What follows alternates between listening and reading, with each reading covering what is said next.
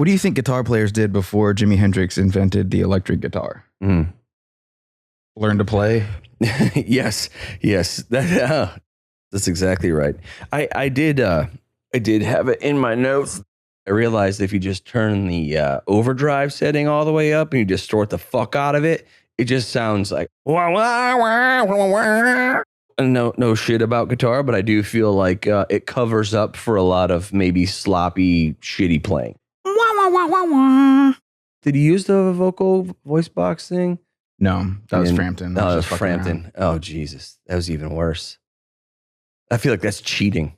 It's basically cheating. I guess there's levels to cheating. Turning the distortion and the gain all the way up and having a lot of wah-wah distortion is cheating because then you can just be a sloppy, shitty guitar player. But using the vocal thing, it's just that's like another level.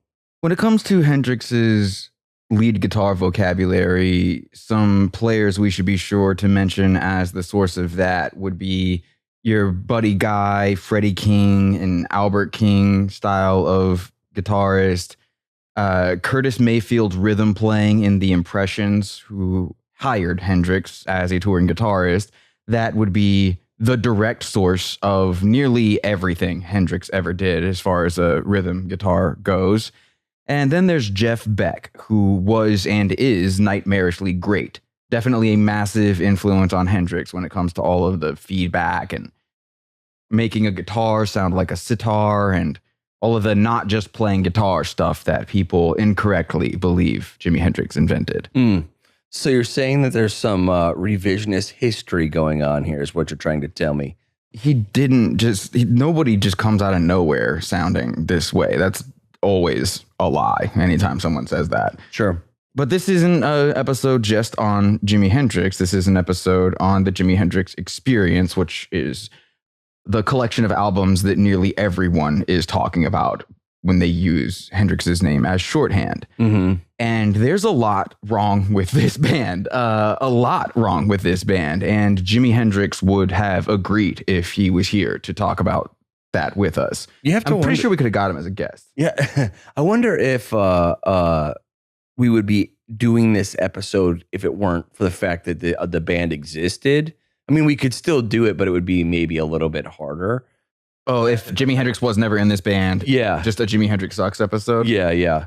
It might be a little bit trickier. We could do it. It would make our job harder. It would definitely be a little bit trickier. But thankfully, he didn't do that. Thankfully, he had these guys in his band with him, which not only showcased their inability to play basic instruments, but also dragged his credibility as an artist down into the mud with them.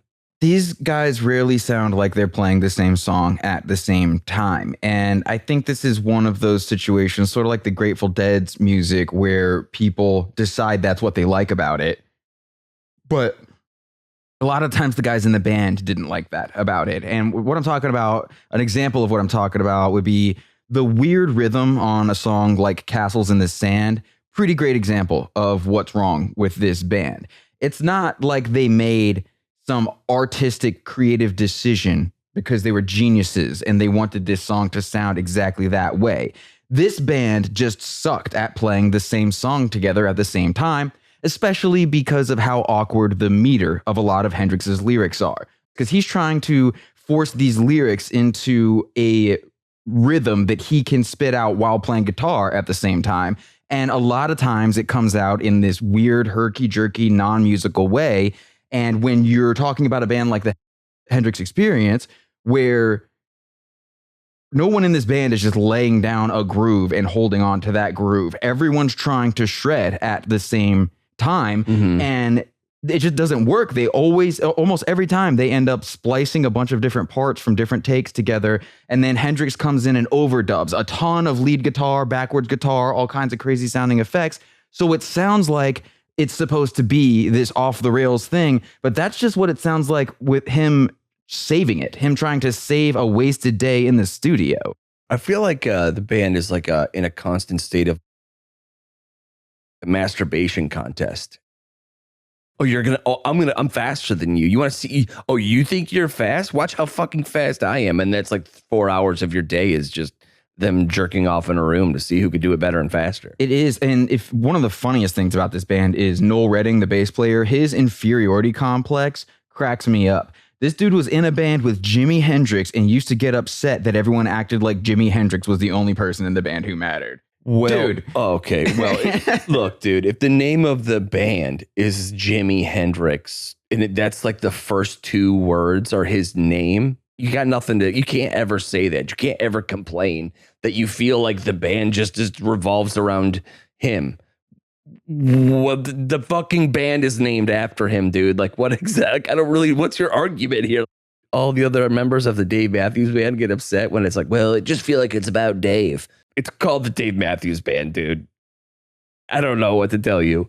Join a different band. When people make jokes about guitar players who weren't good enough to make it on guitar, so they end up having to switch to bass because some band who's better than anything they were going to do as a guitar player needs someone to play bass, Noel Redding is the absolute definition of that kind of guitarist. This dude barely had any time on bass as an instrument when the first album, Are You Experienced, was made.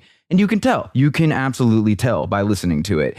He used to have to try to learn the songs on rhythm guitar first, so then he could get an idea of how to move that over to a bass guitar. And it's weird that he did it that way because the bass parts that he landed on bear no resemblance to the rhythm section of a band doing their job as the rhythm section of a band. He just couldn't get it through his head that no one ultimately cared who was doing what he did. He later got replaced and nobody cared.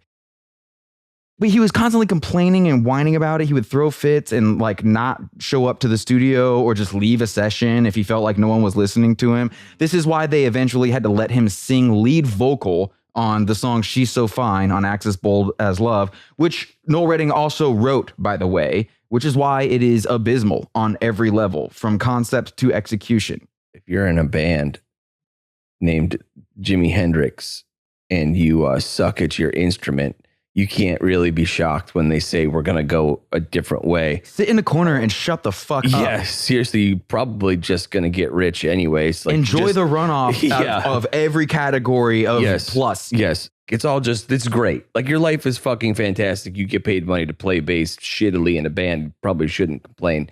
But also what I was going to say was legitimately, and I mean, I'm not like a super music nerd, but I know a decent amount. I listen to a decent amount of music, whatever. I think very few people would actually know that anyone's name associated with this band. I would be shocked. Under the age of 65, no, not very many people know who Mitch Mitchell or Noel Redding is. Right. But he was really great when Noel Redding proved everyone wrong by what he did after the Jimi Hendrix Experience when he... Yeah, exactly. Really. I'm trying to think. Well, Matt Pinfield would probably know all the things there is to know about them, like their birthdays and every little tidbit.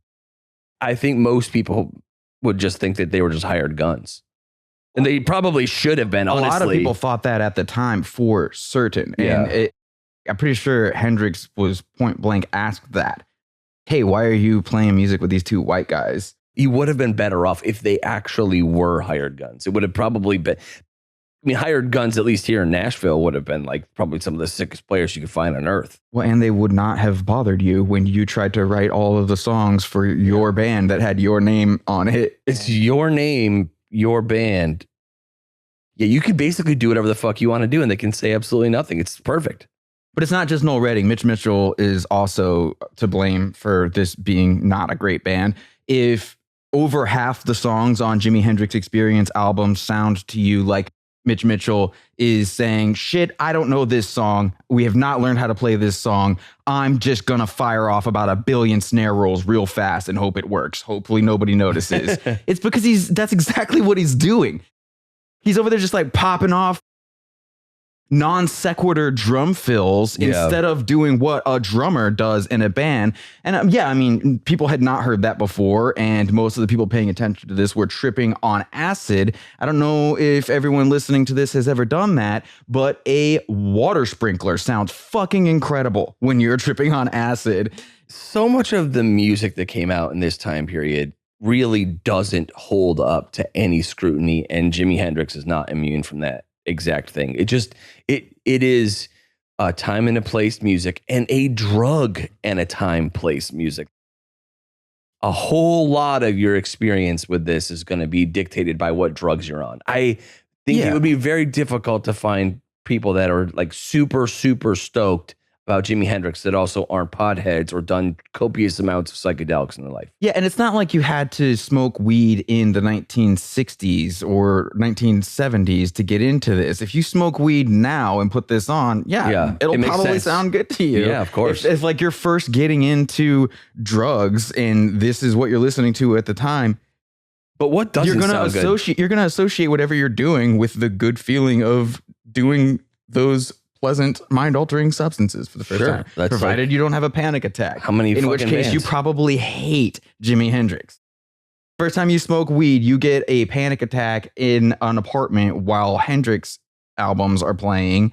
You're probably not going to revisit this stuff. Maybe there is an inverse correlation. Maybe it works the other way. There are tons of bands that we have talked about that I would bet that if you asked their hardcore fans, like, do you think you would actually like this? If you could get them to be honest, which is probably not going to happen because they built their whole fucking personality off of their love for whatever band. Do you think you would like this band if you did not imbibe copious amounts of drugs? If you weren't like a pothead, you think you'd listen to Tool for real? If you didn't enjoy tripping every Friday night with your friends, you think you'd really think Jimi Hendrix was that great? Nobody's going to be honest about it. They're going to be like, yeah, I'd still love it. No, I don't think you do. You'd be listening to fucking NPR. One of everyone's favorite Hendrix songs is The Wind Cries Mary. That's a recording everyone loves. Nobody in the band loved that recording, though. They had to release it. The recording of that song that you know got released that way because all the mistakes were in it and they knew that, but it still sounded better than all the other times they tried to play it. That was the first attempt at recording that song. They went back and tried to record it again and again and again, and they couldn't even play it any better than that first time with all the mistakes that are in it. So they had to just release it the way that it was. Shocked. The difference between the records the Jimi Hendrix Experience made with all of the 1960s studio gadgets at their disposal and the racket they made live on stage is night and day. There are all kinds of recordings, audio and video, of this band on stage, and they sound nothing like the records. This was one of the most common complaints about the Jimi Hendrix Experience then and now, is how much they relied on gimmicks. And because of the way that Hendrix acted on stage, everyone always assumes that's the gimmick that is being criticized. The fact is, everything this band did in recording studios was way more gimmicky than anything that he did as part of their stage show. Because that's the only way they could keep all these songs from sounding like a band doing the same thing over and over again. Crosstown Traffic is not the one where Hendrix invented anything. It's the one where he doubles the lead guitar with a kazoo to make it sound different from the lead guitar on all of his other fast songs.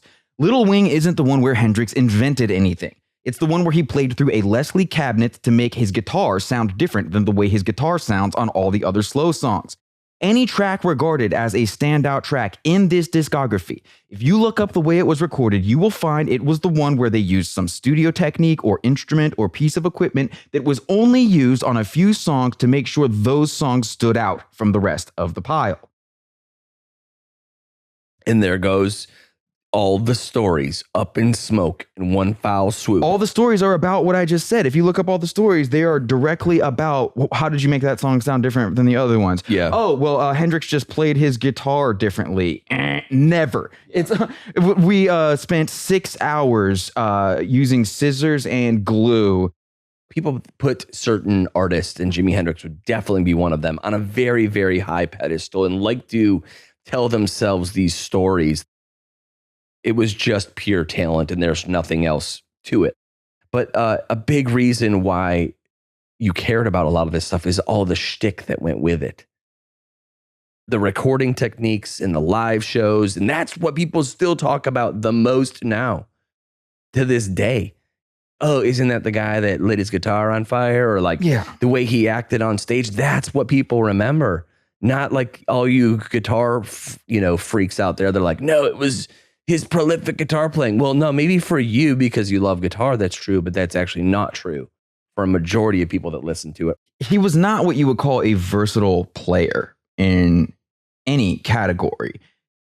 And again, if you think he was a wildly innovative rhythm guitarist, you just need to spend a lot more time listening to Curtis Mayfield as a guitar player, not as a singer and songwriter, specifically the way that he played guitar. And you can find a lot of live footage of him doing it. His rhythm stuff is straight up pre-Hendrix. And yeah, I mean, I already went through the list of lead guitar players. He just took what he liked from what everyone else was doing and put it all together in a package that scared the shit out of everyone else, because there was no way Eric Clapton and Pete Townsend in a charisma competition with Jimi Hendrix, you can make it 2 against 1 and it's never going to come out any other way. True. Those two added together are pretty fucking boring.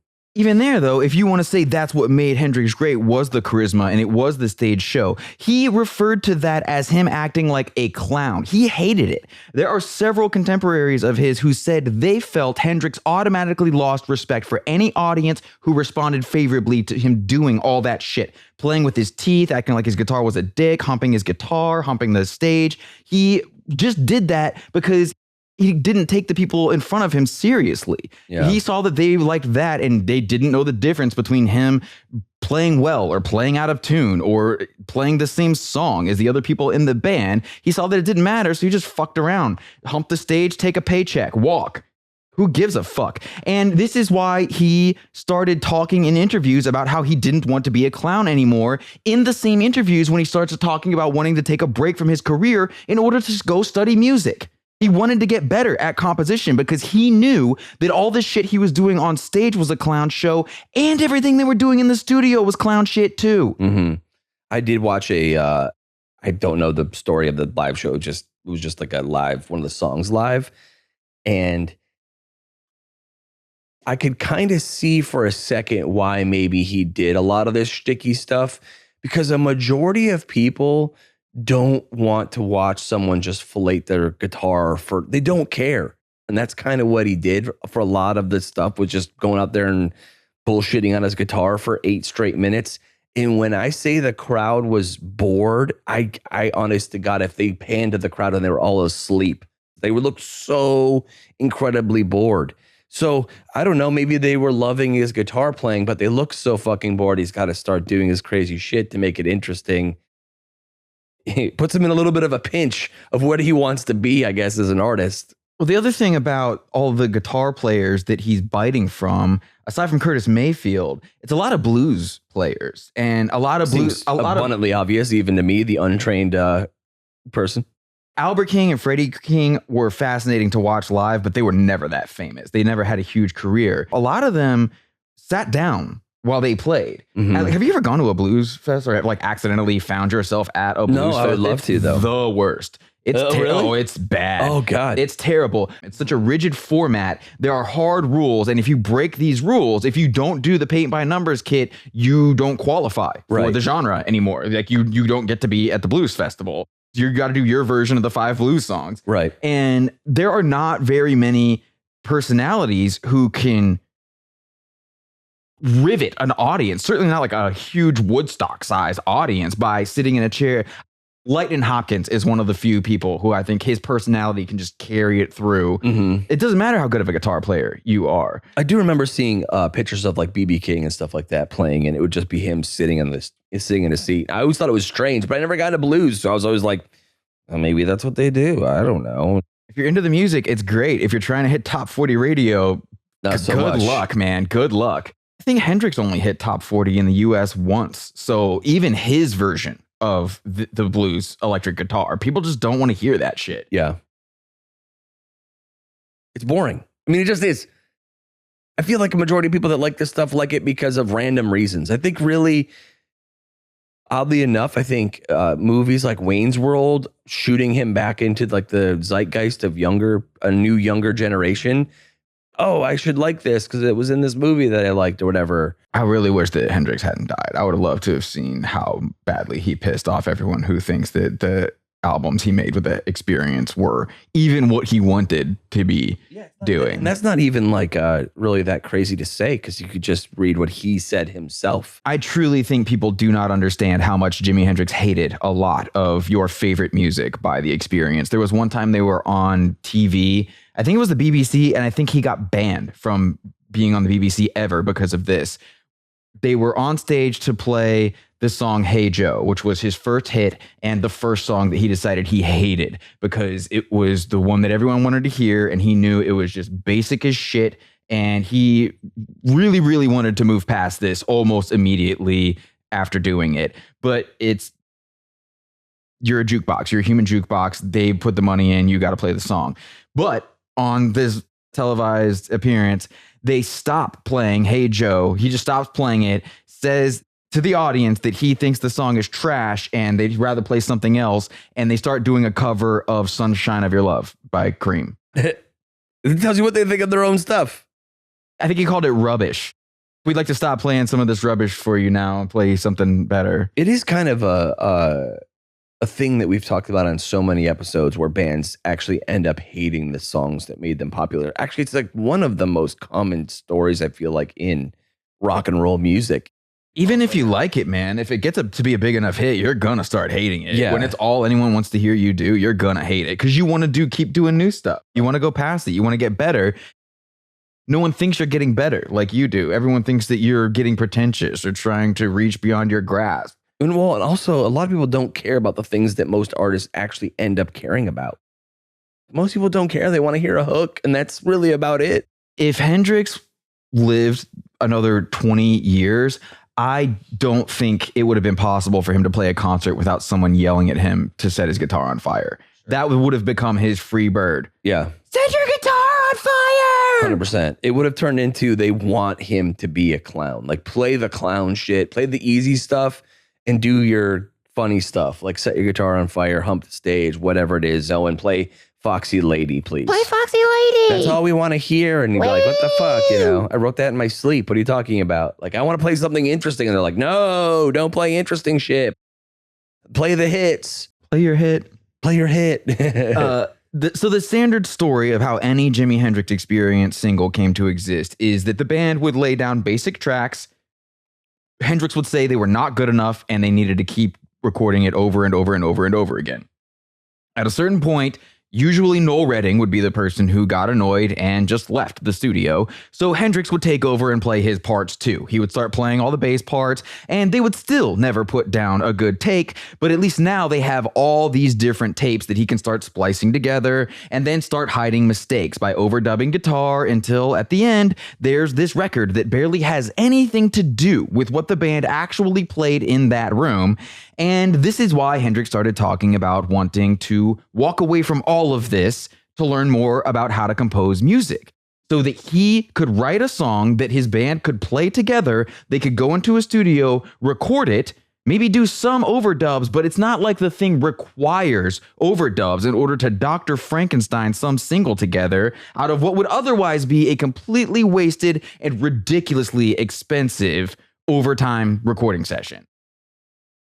That's why the best thing that he ever did was the Band of Gypsies album. He took 2 no bullshit musicians, maybe 4 effects pedals, walked out on stage and stood still to actually play his guitar. At a couple points, Buddy Miles spent too much time doing call and response stuff with the crowd, so Hendrix just cut those parts out of the tape before releasing the album. He even still said that he wasn't happy with that finished album, but if you look into why, it's the same reasons that he wasn't happy with the Experience. His guitar was still going out of tune all over the place. There were parts where the band wasn't well rehearsed enough to play well enough together, and this bothered him for the same reason the Experience bothered him, is he was determined to gradually move away from all of this audio and visual pyrotechnic pandering he had done with the Jimi Hendrix Experience and cut everything down to just the music. Is there anybody that he ever played with that he liked? Is there anybody that he was like, oh, this person's actually really good at their shit? I wonder if it wasn't that they were good at what they did, but if maybe he just had ridiculous expectations that nobody could have lived up to.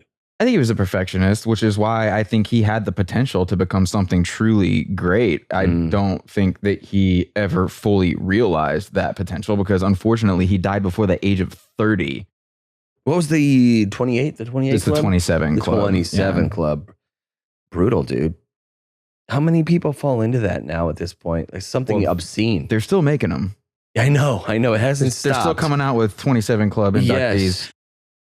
That's something that we don't talk about a lot on here. I just think it's weird, dark, death cult, death fetish stuff. There's not some mystical thing. There's not some mystical connection there. And it's kind of gross that rock music magazines basically romanticize it almost. Romanticize this thing and create it. Which they do. The whole Forever Young. Oh, God. I think that if you put Jimi Hendrix on the cover of a rock music magazine anytime in this decade, you should have to use aging technology to try to project what he would have looked like if he was still alive. Sure. You don't get to use the Forever Young, stay pretty, die young, leave a good looking corpse picture. It's just gross. Well, yeah, it doesn't. I mean, it's better to be honest about these people's lives, not just make it all pretty and stuff like that. Oh, still remembering so-and-so 50 fucking years later. Maybe we should remember them for the whole story, not just the pretty parts. Because it ends up romanticizing. We definitely need to talk about the lyrics before we wrap this up, because the lyrics on these are some of the worst lyrics of all time. Honestly, those are pretty good by the standard of Jimi Hendrix lyrics. Foxy Lady is not bad. Foxy. 90% of this dude's lyrics sound like a teenager describing black light posters in a head shop. Every Jimi Hendrix thing is exactly that. This is like a step above Jim Morrison. When you start to realize that Jim Morrison might have been a complete fucking moron, which he was, and never had anything interesting to say, you're like, okay, what else is out there? Okay, Hendrix, that's the next level. And then after 20 years, you maybe get to a songwriter who can actually string together a sensible statement in a poetic way. But this is just scribbling in homeroom instead of paying attention to the announcements over the PA levels of first attempt at poetry. This is like, I think I could be a poet. This is like the poetry of someone who realized they were not a poet and then became an accountant. Sure. Who smokes weed on the weekends. This is the downfall, I guess, of making the whole band kind of feel like you have to do everything in the band. And then there's some real obvious weak points there, and lyrics are a real fucking weak point. But you don't trust your bandmates to do anything, including playing their own instruments. So you're like, well, you guys are definitely not writing the lyrics to anything because you're knuckle dragging morons. Yeah, well, so I think the weakest point of the Jimi Hendrix Experience, which doesn't even feel fair to go at because Hendrix knew this himself and talked about it all the time, is his singing. Not a singer, but it would feel ridiculous to spend 10 minutes talking about that because he would say the same thing. Like, he didn't even really want to be a singer. Maybe he was like, can you bury my vocal in the mix more, please? I don't want to listen to that shit. But here's the hard part is when you make the band about you have to do all of the pieces, right? Apart from playing drums and bass, whatever. But like, you are the songwriter, so you sing, even though you can't very well sing, and then you write all the lyrics because that's what the singer does, is write the lyrics, but they suck. It ends up creating kind of like a mishmash of bullshit. If you told Hendrix he wasn't allowed to mention water or sand in his lyrics, he would have no idea what to write a song about. Moonbeams and dragonflies with tears in their eyes, and skies have cried for the winds to blow where we'll always go when the rain comes again. Everyone's like, what Hendrix song is that? I just made that shit up. Dude, I legitimately thought it was a Hendrix song. I mean, I have some Hendrix lyrics here, but the problem with so much of Jimi Hendrix lyrics is he's just doing a Bob Dylan impersonation to the point where he's lucky that Dylan was a fan, because if Dylan wasn't, he could have raised all kinds of hell over the lyrics of so many Hendrix songs. Wind Cries Mary is a shameless third-rate Bob Dylan. The traffic lights, they turn blue tomorrow and shine their emptiness down on my bed. The tiny island sags downstream because the life they lived is dead. that doesn't mean anything. You can spend all day analyzing that and you will never be able to make that mean something, which is the thing about Bob Dylan lyrics. There is ultimately always some sort of logic or meaning a person can derive by studying Dylan lyrics, because he was usually trying to communicate a real idea, if not a full-fledged story, in an abstract way, sure, but you can get there if you spend enough time on it. With Hendrix, it's just phantasmagoria. It is just head shop posters. He knew 95% of the people buying head shop posters never understood what the fuck Bob Dylan was talking about anyway, and then it didn't matter. Hendrix built an entire song around the cool part, which is the part where he yells the lyrics, "Where are you on this hot, cold summer?" over and over again. Again, these kind of things, though, when you're fucked up, like you're super stoned, you're like, bro. Yeah, man, that's cool. Hot, cold. Yeah, think about that for a second, dude. Oh my God, bro. Like, it's so deep if you think about it, because like summer's hot, dude. It only fucking makes sense because you're stoned out of your fucking mind. I mean, Hendrix is also maybe one of, if not the most famous example of the writer who people hear a different lyric than what he's actually saying, because the human brain's job is pattern recognition. It's trying to find things and interpret them in a way that makes sense. You're always going to try to make things make sense when they don't make sense. That's what your brain's job is. Yeah. Hendrix may be the most famous example of people doing that on a mass scale. Purple Haze. Excuse me while I kiss this guy. So many people think that he's talking about kissing a guy in that song, because at least that would mean something. It would be a better song lyric if it was kiss this guy instead of kiss the sky. Kissing the sky doesn't mean anything at all. It does if you're high as fuck. Or you're tripping on LSD. It actually makes total sense, because the clouds come down and you're like, oh my God, I could kiss them. Do you know how much of a better song lyric it is? He found out that people thought he was saying kiss this guy, that he started singing it that way on purpose in concerts. Shit, I should have done that. That would have been better. Or I could just start doing it now. Yeah. And then he did. I was watching one of the things that I saw besides Jimi Hendrix live was some other artists deciding that it would be a good idea to cover Jimi Hendrix. And I have to say that that's probably a terrible fucking idea. And I don't care if you're a great guitar player, like you probably should never cover Jimi Hendrix. Oh, so that's one of my favorite things about Stevie Ray Vaughan. Actually, it's my only favorite thing about Stevie Ray Vaughan, is that one of his big numbers was to cover Little Wing. Bro, if your whole career is being a inferior version of Jimi Hendrix, probably don't cover one of his songs, and make sure everyone who didn't realize that is bound to realize it now. Yeah. Like, oh, this is like Jimi Hendrix, but worse. Well, it's really fair to say that Hendrix's style was very like loosey-goosey and soulfulness or entertaining people depending on how he felt on the day. Sometimes it was one or the other. But for a lot of guitar players, especially goofy, cringy, white British dudes, mostly at the time. British dudes that pride themselves on being tight guitar players. Pride myself in playing tight. You should never, ever, ever cover a Jimi Hendrix song, because it will be emphatically worse than the original by far. No comparison.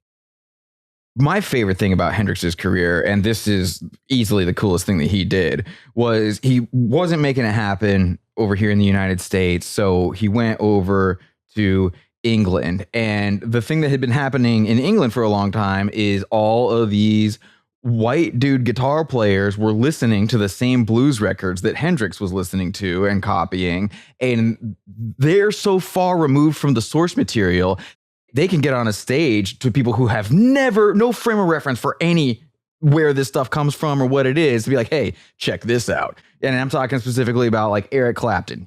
Yeah. And Pete Townsend, but he eventually moved away from the blues. Probably not a coincidence, soon after Hendrix showed up on the scene, and everyone's just like, fuck me. The greatest story involving Hendrix, I assume everyone listening to this episode this deep is already aware, but he goes over, and within like a week of landing, the only thing he wants to do is get on stage and sit in with Cream, because everyone thought that Eric Clapton and his work in Cream specifically was the be-all end-all of electric blues guitar. Hendrix gets up on stage, kicks into Killing Floor, and just mops the floor with Eric Clapton. And again, yeah, so like whenever anyone hypes Hendrix up by saying that he was the best at the time or whatever, not hard, not a difficult thing. I was gonna say the bar was really fucking it's low. such a low bar. When If it you're talking comes about to- Eric fucking Yes. Clapton, Jesus. the least soulful guitar player of all time, versus Jimi Hendrix, it's just not even close. But so then apparently Clapton just had a meltdown after the show. Sure. Started screaming at the dude who asked if Hendrix could sit in.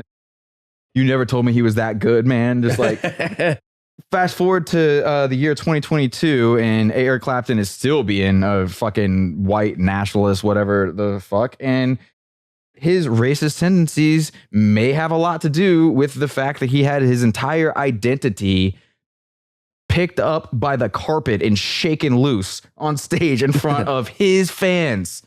Maybe Hendrix's greatest piece, the thing that he added the best to music, isn't his sloppy guitar playing or ununique style. It is the fact that he probably made a lot of people quit Yes. playing guitar. That's a legacy you can be proud of. That is a real. You gotta know that Jimi Hendrix made a lot of even more mediocre guitar players really, really bummed out when he came along. Like, my God, like, he must have been watching him going, oh my God, how am I ever going to show my face again? I mean, it's like if you're a con artist and the best con artist of all time rolls up onto your scene, like the movie Dirty Rotten Scoundrels, where you're like, well, fuck, my entire thing is screwed because of this asshole. That's great. Yeah, that will go down as Hendrix's greatest gift to music. Causing a whole lot of fucking shitty white dudes to quit playing guitar. But as far as the music goes, if Jimi Hendrix Experience is your favorite band, your favorite band sucks.